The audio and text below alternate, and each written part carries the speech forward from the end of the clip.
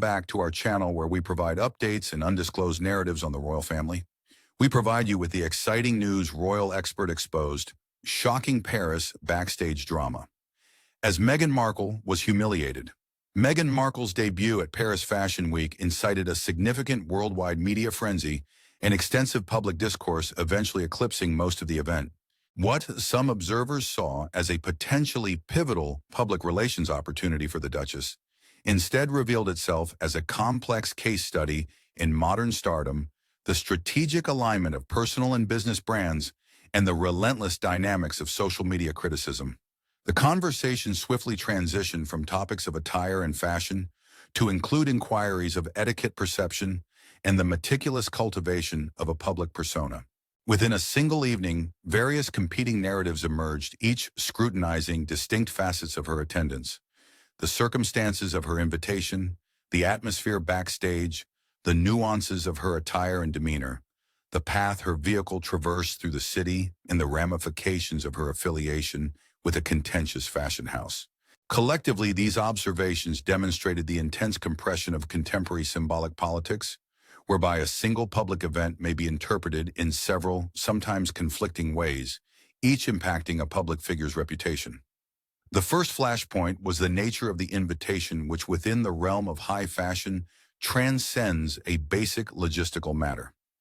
During Paris Fashion Week, an invitation serves as an indicator of rank and significance.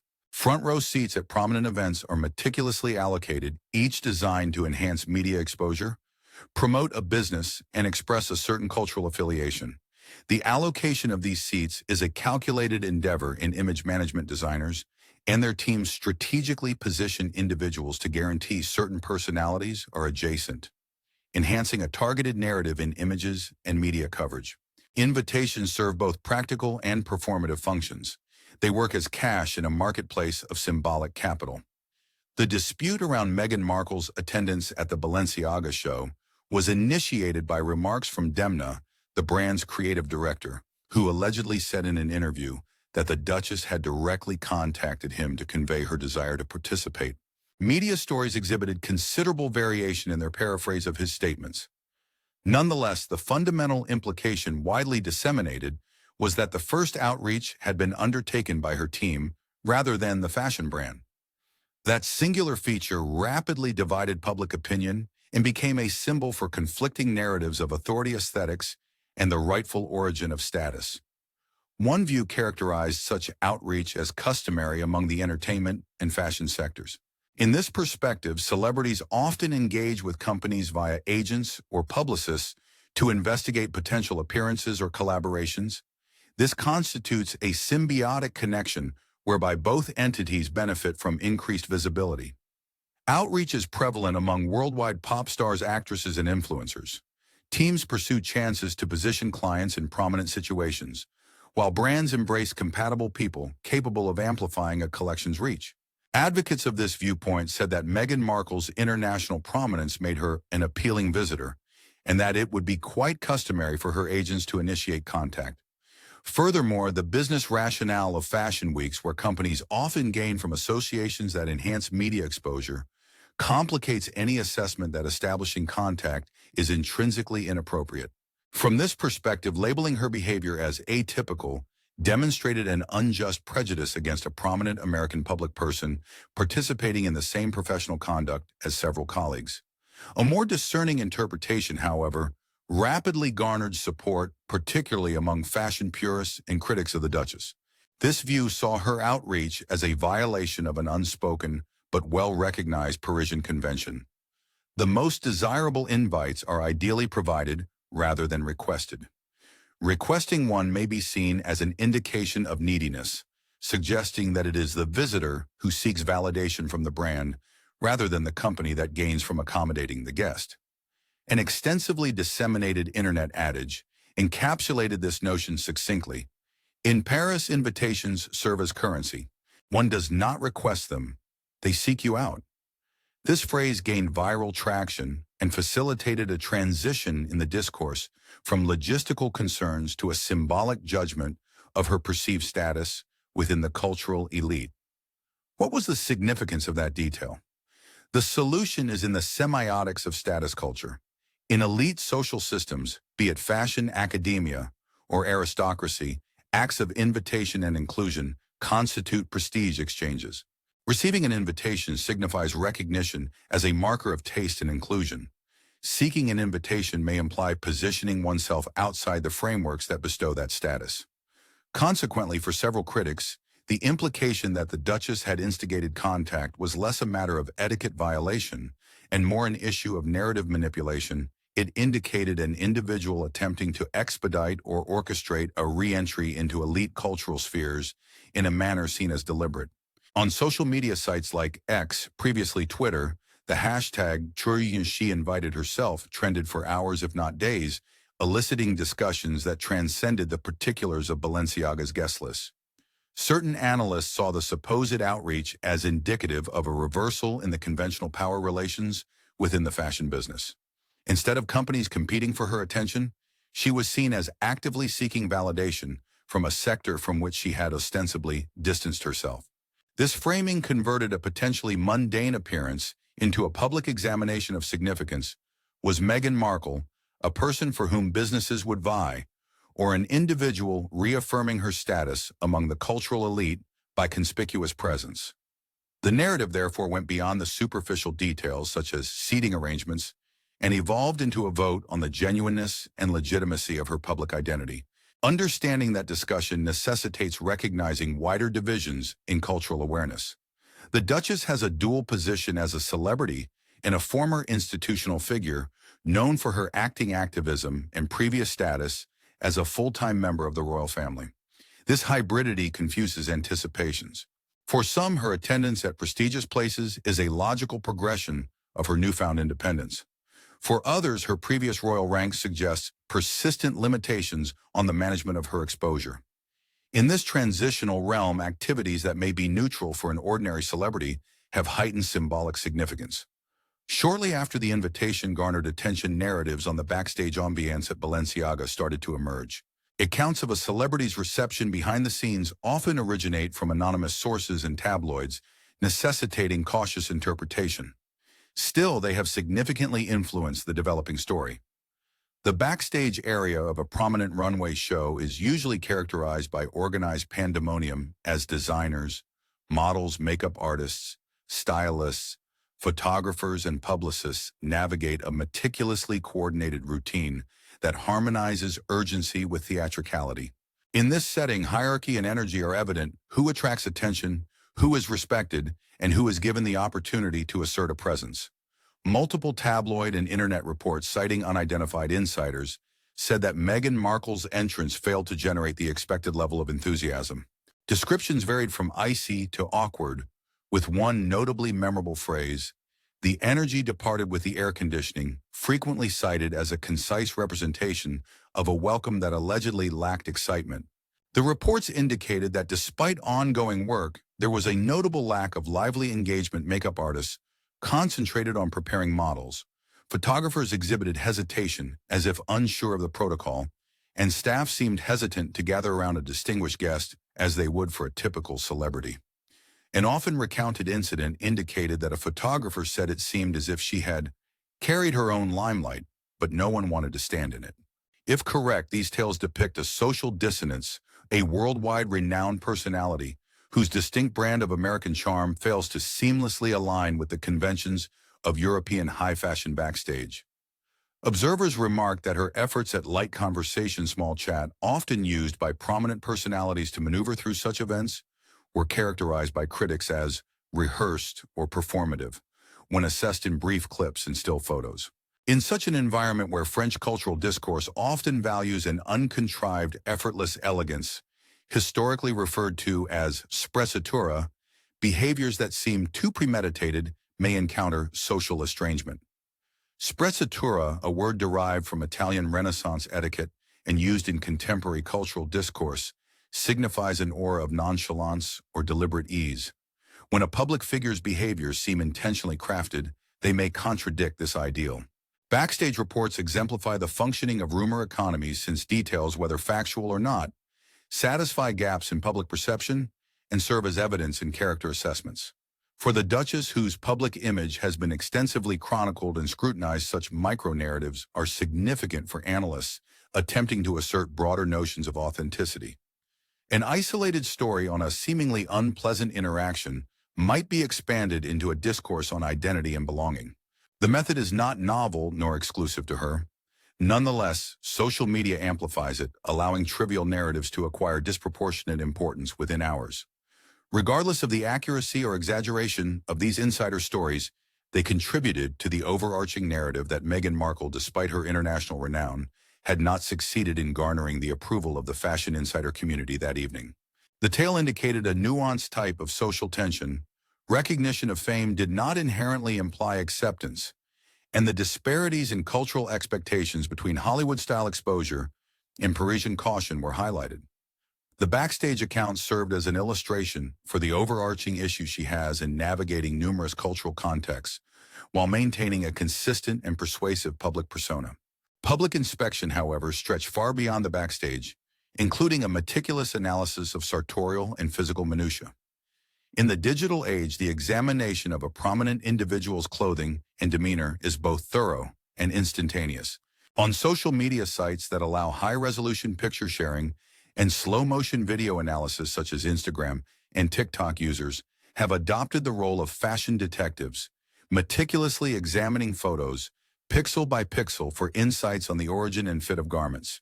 The Duchess donned a draped one-shouldered gown by Balenciaga, and shortly after the release of photographs and videos, commentators commenced critiquing perceived flaws, minor wrinkles in the fabric, a strap appearing slightly loose, and aspects of the fit that some deemed not entirely impeccable. This examination led to a logical, albeit conjectural, conclusion: the dress may have been a sample garment instead of a bespoke item designed just for her. In haute couture and high luxury apparel, such a difference has significance. A custom garment epitomizes the highest level of sartorial precision, numerous fittings, meticulous tailoring, and a creation tailored to the exact dimensions and posture of the individual. A sample garment, in contrast, is a standard size used for runway presentations or media loans. While still opulent, it lacks the personalized intimacy of a custom gown. Observers observed that the slight fault suggested a hurried installation, indicating that the arrangement was constructed on short notice. If accurate, the interpretation would bolster the preceding dispute over the origin of the invitation. Donning a sample may be seen symbolically as validation that she was not a priority customer for the establishment. Critics contended not just that the dress was unappealing. Their argument was cultural and semiotic. During Paris Fashion Week, the origin and story of a garment are often as significant as its immediate visual impact. In that context, a borrowed sample may imply a sense of alienation present, but not intricately integrated within the house's creative narrative. Several social media users claim to have seen her discreetly readjusting the dress between images, appearing as if experiencing little pain, which in online discussions was interpreted as the garment symbolically resisting. This meticulous examination of apparel uncovers wider conflicts around exposure and intimacy within celebrity society. High-design garments serve not just to cover the body, but also to signify connections, histories, and affiliations. A custom gown serves as a personal exchange between the designer and the wearer, a meticulously orchestrated gesture of mutual acknowledgement, whereas a sample represents a more commercial arrangement. For an individual committed to constructing a story of moral public participation, the suggestion of not being completely assimilated into a brand's inner circle may be seen as both aesthetic and ethical decline. Simultaneously, a solitary face expression emerged as a compelling piece of visual evidence in the unfolding online trial. Photographs documented the Duchess exhibiting a pursed lip expression, colloquially known in internet culture as a duck face. In the rapid dissemination of photographs on social media, that singular moment was extracted, replayed, remixed, and transformed into a meme. On TikTok, brief videos featuring the expression were accompanied by music and annotated with comments like, "Every influencer ever," while other observers drew parallels to popular culture, comparing it to a Zoolander moment to emphasize its perceived artificiality. The meme-ification of a single posture exemplifies a defining aspect of modern digital communication. Decontextualized photos may be magnified and devoid of complexity until they serve as a simplistic symbol. Critics contended that the expression seemed contrived and indicative of an individual attempting to project a curated persona rather than conveying an authentic moment. Stylists referenced in tabloid articles remarked, "She was holding that pose like it owed her money." Advocates noted that transient expressions frequently arise from timing and camera angles, and that a solitary still image cannot encapsulate the entirety of an individual's demeanor. The primary strength of a meme is in its capacity to repeatedly present a picture until it becomes, for many viewers, the quintessential representation. The moment eclipses the individual's overall significance and is disseminated as proof. In a cultural context that prioritizes comfort and authenticity, the sense of effort, regardless of its validity, may be seen by viewers as insecurity or artifice. This phenomenon, where a single decontextualized frame may overshadow more comprehensive narratives, has broader ramifications for the evaluation of public people. Memes and viral videos simplify complexity into easily consumable, often satirical formats that provoke swift judgment and emotional responses. They are particularly potent when they align with established interpretive frameworks, such as tales that accuse a prominent person of being performative. Once a meme gains traction, it may be hard to displace since the attention economy favors repetition and shareability over subtlety. The most sensitive and historically significant debate of the evening was related not to attire or demeanor, but to a segment of highway. Subsequent to the performance, images emerged of the Duchess's vehicle traversing the Pont de l'Alma tunnel. For the majority of Parisians and tourists, the pathway is an inconspicuous underpass used for everyday movement in the city. For anyone familiar with contemporary royal history, the tunnel has deep and terrible importance. It was the location of the 1997 automobile accident that resulted in the demise of Diana, Princess of Wales, the mother of Prince Harry. Upon the emergence of photographs depicting the automobile inside the tunnel, the response was immediate and fervently emotional. For numerous individuals, the spectacle was disconcerting and deemed tone-deaf.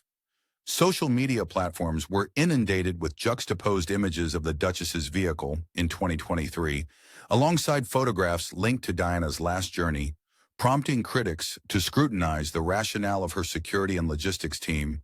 Why select a route that evokes such distressing memories for a prominent photographed procession? Speculation escalated. Some contended that the selection was an unfortunate coincidence, merely the most efficient path between two locations, while others proposed a more intentional narrative calculation that the image represented an implicit and possibly erroneous symbolic connection between the Duchess's troubled relationship with the media and Diana's notoriously adversarial encounters with paparazzi and public scrutiny. The hypothesis elicited much denunciation. A French editor said, "Paris remembers Diana as a scar, not a tale," a statement often used to emphasize the inappropriateness of leveraging such a tragedy for promotional purposes. However, proponents of the Duchess highlighted the pragmatics of urban transit design and the potential for mundane logistical decisions to provide unforeseen symbolic implications. The optical impact was significant in both instances. For a public figure often compared justly or unjustly to Diana, the tunnel imagery reconnected the Duchess to a distressing episode in royal history, which many saw as disquieting. The traversal of the Pont de l'Alma tunnel, whether inadvertent or intentional, transformed into a disturbing resonance for several witnesses rather than a commemoration. This episode illustrates how locations and artifacts may have complex cultural significances that vary across different audiences. A highway is not just a logistical conduit, it also constitutes a component of collective memory. For some who saw Diana's death as a reflection of celebrity fragility and systemic inadequacy, the tunnel serves as a significant site of lamentation. Visually presenting oneself in that context, particularly for an individual whose story is intertwined with the royal family and media scrutiny, elicits profound associative interpretations. This serves as a reminder that even mundane actions, route planning, scheduling, may acquire symbolic significance when performed in the public sphere. A further aspect of the dispute was the ethical ramifications of the Duchess's overt affiliation with Balenciaga. Her participation was divisive because of its timing, which coincided with a high-profile crisis that had beset the business. In late 2022, Balenciaga released two advertising campaigns that elicited swift and severe criticism. One campaign depicted children with teddy bear bags adorned with BDSM-like harnesses. Another joint campaign with Adidas featured in the background of an image what some observers interpreted as documents pertaining to a Supreme Court case regarding child pornography legislation. The aforementioned detail, together with the inclusion of suggestively designed accessories in photos of youngsters, prompted several accusations against the business for sexualizing children and demonstrating significant mistakes in judgment. Balenciaga faced significant repercussions. The brand issued apologies, retracted the controversial advertisements, and committed to thorough internal evaluations and enhanced protective measures. In light of the brand's recent past, many saw the Duchess's significant involvement at its exhibition as at best insensitive and at worst contradictory to her publicly stated principles. Meghan Markle's post-royal brand persona has been significantly shaped by activism, notably concerning women, children, and overarching social justice issues via projects like the Archewell Foundation, which she co-founded with Prince Harry. This profile has developed a reputation for conscientious advocacy on behalf of disadvantaged groups. The developed identity intensified the apparent discrepancy. Critics on social media and in opinion articles said that attending the front row of a fashion business currently facing accusations of infantilizing images was incongruous with a platform partially dedicated to safeguarding children. A viral social media post articulated the issue succinctly. You cannot advocate for child protection while endorsing that brand. Although her team attempted to clarify that a front row seat constituted an appearance rather than a formal endorsement, this distinction proved challenging to maintain in the abbreviated format of headlines and social media posts. In the current celebrity culture, being seated in the front row at a prominent fashion show is generally perceived as a form of implicit endorsement. The conflict between activism and business is common in a celebrity economy that requires both exposure and integrity. Public celebrities advocating for issues also engage in economically oriented industries, media, fashion, and entertainment that are often morally compromised. Steering through such circumstances requires careful selection of collaborations, timing, and communication. For Meghan Markle, the situation is particularly precarious since her ethical credentials constitute a fundamental aspect of her public persona. Any perceived discrepancy between her professed values and observable affiliations provokes allegations of hypocrisy. The Balenciaga controversy therefore raised a profound inquiry. Can an individual who champions marginalized communities occupy celebratory environments that have, although indirectly, been associated with harm? Diverse audiences respond variably to that question, with their responses influenced by the rapidity and bias inherent in online conversation. Columnists and pundits responded appropriately. French authors characterized her attendance as tone-deaf, whereas British tabloids depicted it as selective morality. Even media outlets and commentators typically favorable to the Duchess found the decision perplexing, struggling to align a public image rooted in advocacy with involvement in a production by a brand embroiled in significant moral controversy. This critique was perhaps the most detrimental since it undermined the coherence of her public persona, not just the visual appeal of a garment or the propriety of an invitation, but the alignment of professed principles with public actions.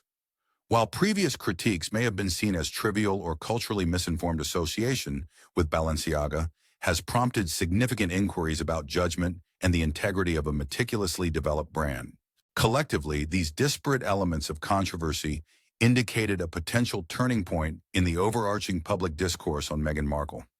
Since relinquishing official royal responsibilities, she has often been portrayed sympathetically in many media outlets, an underdog challenging an institution, a woman of color fighting accusations of racism, and an autonomous figure charting a new course. Public interviews and lobbying efforts have in some circles established a devoted group of followers ready to protect her against tabloid slander. Nonetheless, the Paris incident seemed to diminish some of that safeguarding empathy. The tone of public discourse transitioned from "leave her alone" to "what is she doing?" Even within fan networks and supportive online platforms, manifestations of perplexity and dissatisfaction emerge alongside the typical demonstrations of compassion and solidarity.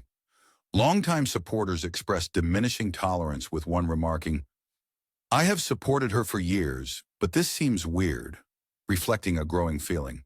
The language of the media mirrored this transformation, descriptors previously emphasizing terms like resilient and courageous were supplanted in numerous outlets by phrases such as calculated, performative, and out of touch.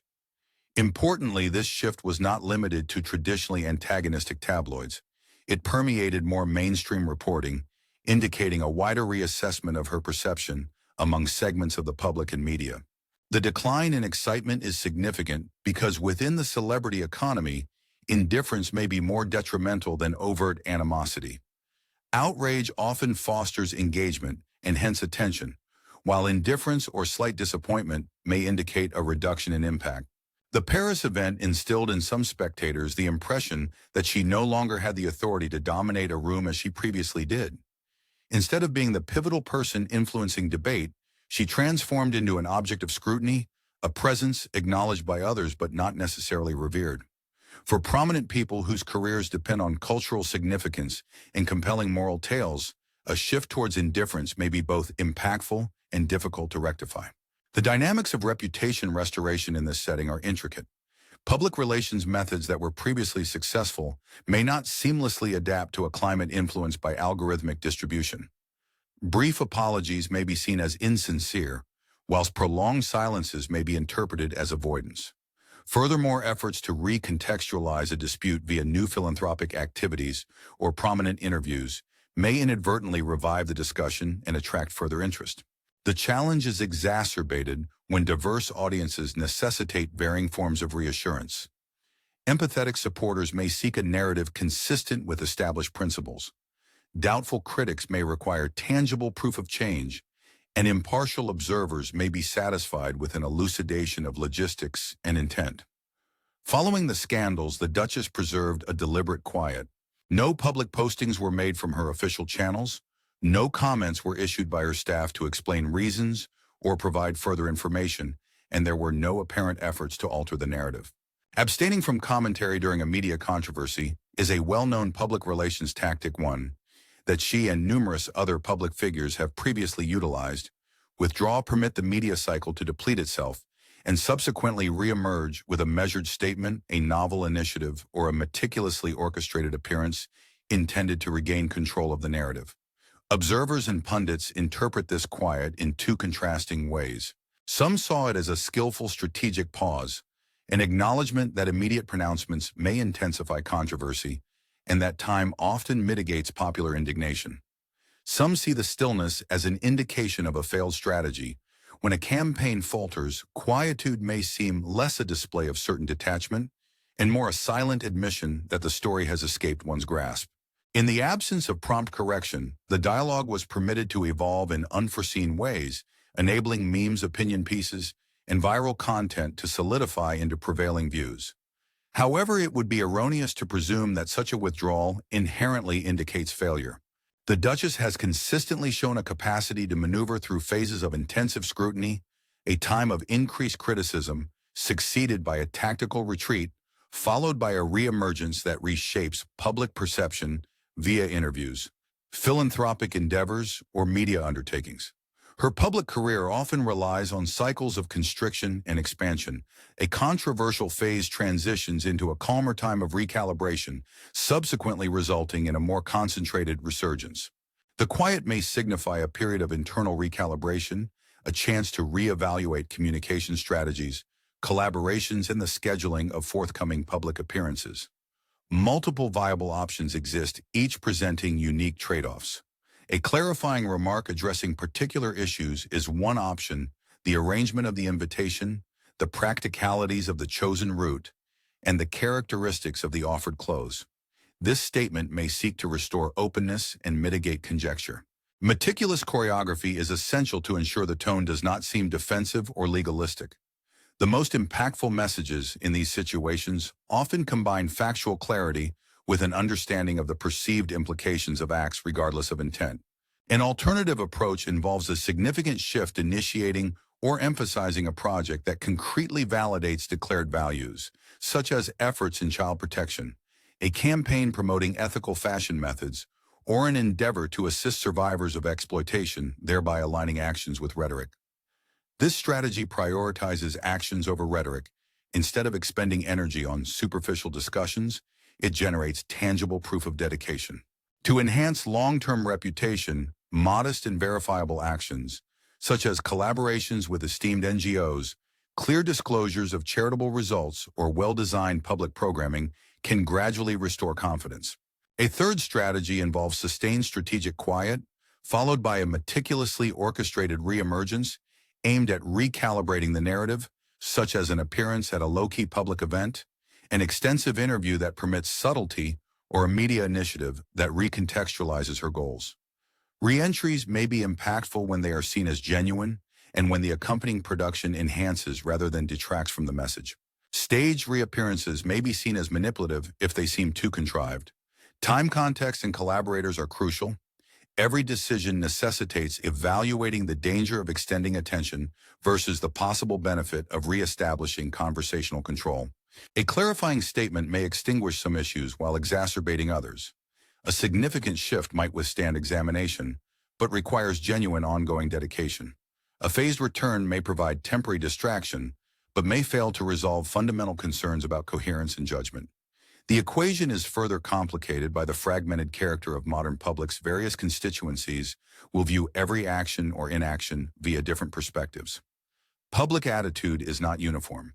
Various constituencies will perceive any action or inaction through distinct perspectives. Ardent supporters may view any response as a testament to virtue. Relentless detractors may remain unconvinced, and a more ambivalent middle ground will be influenced by the interplay of sincerity, consistency, and narrative appeal. Re-establishing widespread confidence often requires several specific activities that together indicate a consistent commitment rather than one significant act. The Paris episode may ultimately be regarded as a pivotal moment in her post-royal career, as it highlighted the intricate difficulties of maintaining a public persona that asserts authenticity and advocacy while engaging in a visibility economy where symbolism, association, and optics are of paramount importance. Meghan Markle no longer needs the formalities of royalty to attract public attention. She has, in many respects, established a platform and personal brand that function independently of the institution she formerly belonged to. The incident in Paris illustrated the precariousness and significance of that platform. Public attention is a substantial and easily compromised asset, and the tactics necessary to acquire, safeguard, and rejuvenate it are complex and relentless. The subsequent actions will be meticulously examined by both critics and proponents. Some may want a definitive declaration or a tangible shift towards initiatives that reinforce declared ideals. Others will bide their time to see whether the unavoidable cycle of public interest diminishes, allowing the dispute to fade. Considering her prior behaviors, it is likely that the hush will eventually be followed by a calculated, meticulously orchestrated reemergence, potentially more subdued and focused, aimed at redirecting attention from spectacle to content. The efficacy of this recalibration in reinstating her former protective sympathies or only offering a transient reprieve remains uncertain. The Paris episode elucidated the dangers of contemporary celebrity in an era of immediate amplification and historical implications. Even minor decisions such as securing an invitation, maneuvering backstage, the suitability of attire, solitary facial expression, or the path a vehicle traverses through a city can be imbued with symbolism and incite extensive discussions regarding authenticity, evaluation, and moral integrity. The event highlighted not only the particular tensions associated with one public figure, but also overarching characteristics of contemporary public life. The diminishing contextual nuance in algorithmic environments, the emphasis on symbolic coherence, and the lasting influence of place and memory in shaping collective reactions. The evening in Paris serves as a warning example for those at the crossroads of campaigning and fame, demonstrating how the symbolic economy can transform even little facts into significant tales. Thank you for watching the video. Please let us know your thoughts, and goodbye for now.